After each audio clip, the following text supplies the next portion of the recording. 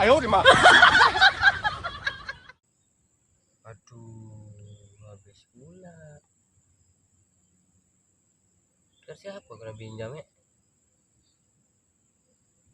Nah, tapi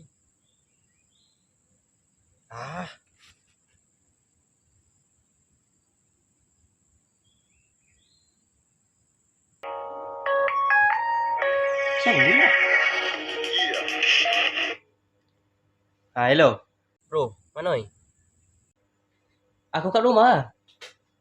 Boleh aku pergi rumah kau? Boleh je. Okay, on the way.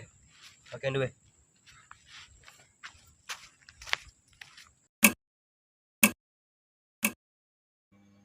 Kenapa datang sini? Sebenarnya aku nak pinjam pinjam apa? Pinjam apa yang saya sangat nak cakap? Pinjam apa? Tak, sebenarnya aku nak pinjam duit kau. Kan senang. Berapa kau nak pinjam? 7 juta je.